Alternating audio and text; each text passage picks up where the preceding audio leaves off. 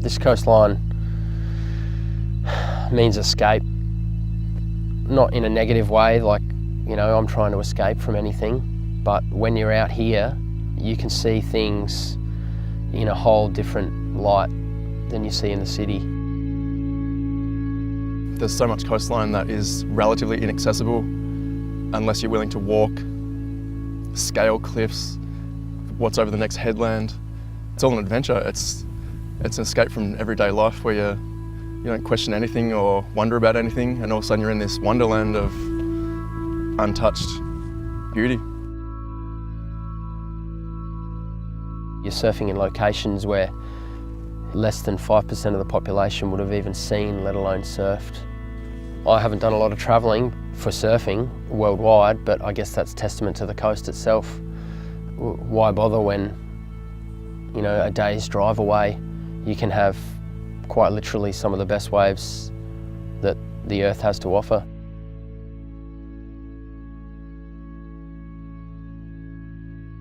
It's basically 2 separate blocks of 8-hour drives, and then you get out here and you drive even more. The quality of waves, the lack of people, I love the rawness. It's wild.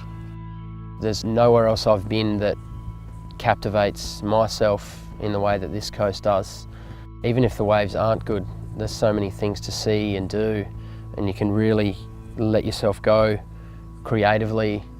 And when the waves are good, you can surf a wave to yourself for 5 days straight and not see another person.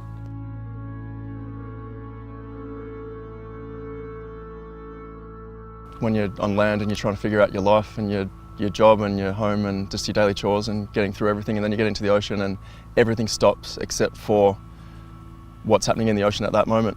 It's reacting and feeling. There's no real thought process often out there, especially the moment where you're getting onto a wave. It's escape and refreshing for the soul. To be honest, I reckon the reason I started surfing was because all of my friends at the time had started surfing. And it looked like they were having fun, so when we moved to the beach I thought I'd get myself a board and a pair of flippers and get out there and see what it's about. The waves that bodyboarders choose to ride are generally waves you can do airs. There's ramps all over the place. There's shallow waves that it sort of opens up a bit more of the ocean, whereas you can still ride the slower, fatter ones that are around and have fun. Just what I don't even know what grabbed me. Just grabbed me. Running down to the beach twice a day, no matter how bad it was, getting home and then wondering why I was home, and then turning around and running straight back out into the ocean. I'm still surfing because it just indulges the senses to levels that I just don't experience when doing activities on land. I used to take sick days a fair bit to try and chase waves, but I've toned that down a little bit now. It's not appreciated in the workplace so much, but I work shift work, and I'm lucky enough to be able to have a lot of free time where a lot of people don't have free time. So I get a lot more surfing time than the 9-to-5 sort of daily grind people. I used to live in destinations where I could surf twice a day, every day, and still work.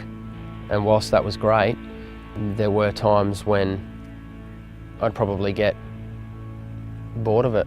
I'd be dishonest to say that I didn't get bored of it from time to time. I think that you can burn out if you do it too much. So where we are at the moment, where it's a whole day's drive away to get pumping waves, the experience for me is far greater.